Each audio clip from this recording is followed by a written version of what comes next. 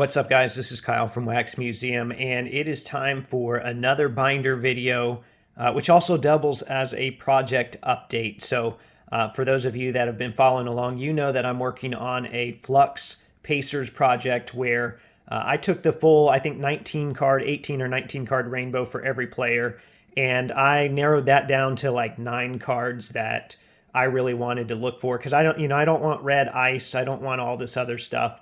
Why chase and buy cards just because you feel like you have to? So I made my own rainbows, and that's what I've been working on. It's kind of hard to get the right angle here, and as it is with any binder video, this is a Card Guardian binder that I'm using today, very similar to the Z Folios. I like these a lot, so I can put an affiliate link in the description if that's something you're interested in.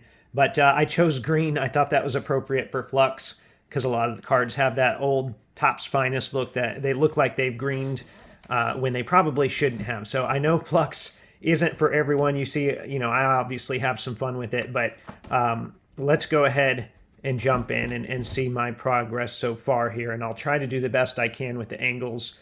Binders are very hard to film with all the glare and everything. So first page, I've got Tyrese Halliburton. And for the 9-card rainbow that I wanted to do, I actually have everything but the easiest one and the cheapest one, which is that basic silver parallel. So that's one I'll be picking up at some point. I'm not in any rush. Maybe I'll find that at a show, or maybe that'll get listed on ComC for like 30 cents. So I'm not going to pay $3 or $4 for that. I'm just going to be patient because I know eventually it will pop up. So I won't talk about every parallel there just now, but it is nice seeing them all together, and it will be nice getting that silver. I will show you the gold, though, and I think I've shown this gold on the channel before. For most players, the Flux golds look pretty good. Halliburton has this yellow theme, and whatever theme is around the edge of the card is what tint the card has, which is really weird. I can't name any other products that are really like that. So for yellow, it works fine because the card's not super distorted. It's not green. When I get to someone like Miles Turner, who I think is teal, it just has a really weird look to it. So, like I said, I know Flux isn't for everyone, but I thought this gold looked really awesome. And actually, one of these just ended for really cheap, like, I don't know, like 30% of what I paid for mine, maybe. So I wish maybe I'd waited that one out a little bit further, but it is what it is. I also have the cracked ice. So on the back page, I put everything that's in addition to that 9-card rainbow that I decided on, because I didn't include the cracked ice gold in my rainbow, but if I see it and I think, you know what, that still looks kind of good, I'll pick it up and I'll put it on the back page. Coincidentally, also is 2 out of 10. I think my gold is 2 out of 10 as well. And then this one's, I don't know. I don't normally like green trading cards with Pacers. It's 1 out of 5. I figured, I can always move it if I change my mind, but I am happy that I grabbed that one. And then I've got the cracked ice and the Mojo gold versions of this card here. I'm not big on inserts and picking up insert golds, but that picture, the Pacers picture, is from a Miami game I went to where he had 43 points, which at the time was a career high, and a game winner. So I thought, you know what, I'll go ahead and grab that. That was a pretty memorable game that we went to. Okay, next up I've got Buddy Hield here. And even though I had this one for the Halliburton, I'll point this out. This is my favorite parallel. This is a hobby-only parallel. It's not numbered. It's called Moonlight. I know I spent more than $3 on it, I'm pretty sure. These are really hard to track down, even for the lesser players. It doesn't mean they're valuable. It doesn't mean people actually want them, but they're really hard to track down. As are some of these other ones, and I'll show those as I go through the other players. You have seen a Buddy Hield recently on the channel. Yeah, it's the gold vinyl, and I ended up, it was a PSA 8. Even if it was a 9, I would have cracked it out and put it in here. If it was a 10, a little bit tougher of a decision, but I wanted it in the binder. So now, seeing as I have this, I might go and grab some of these other ones, like the reds or whatever, because I could realistically finish that rainbow, but I'm not going to spend a lot on them. You know, I don't want to buy cards just because I feel like I have to. I know I've said that before, and I'll keep saying it. Here's another rare one, the Lucky Envelope, numbered to 8. And yes, you did see a gold on the first page, and yes, you do see 3 more golds. They were just really cheap for Buddy Hield.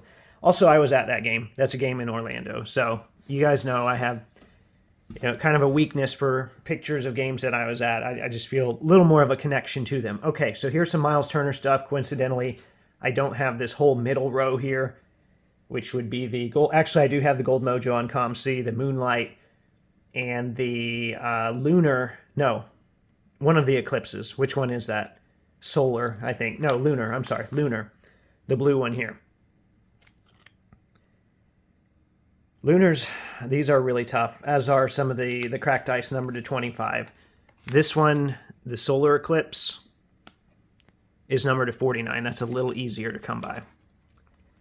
All right, so there's my Miles Turner page. No extras on the back here.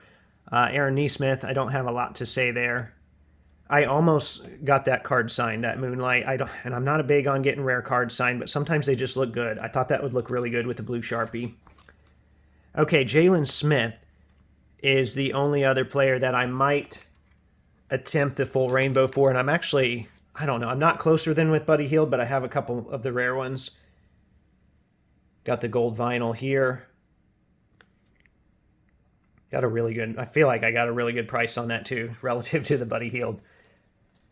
And this green here, I've shown this on the channel before. I actually bought this from Carter on eBay. Well, not knowing it was him, but he has his own YouTube channel where he opens boxes and stuff.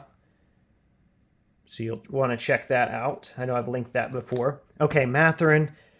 I did kind of splurge and get the gold at one point.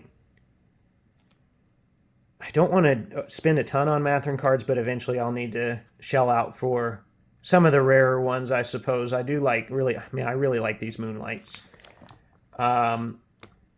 We've got Nimhard here. His stuff's kind of expensive. This is a really good looking parallel too. So I talked about the tent earlier. I guess I should go back to the Miles Turner. This is purple. So these cards have kind of a purple tint, but it's not super obnoxious. So it works. Let's go back to Turner. Find Turner here. It's just the teal. Why? I don't know. It just doesn't make sense to me. So they look like Old Top's finest cards that have greened. All right. We are almost to the end here. Okay, so I did add in Pascal Siakam. I'm not going to spend a ton on those, but I did add them in, and I have the green.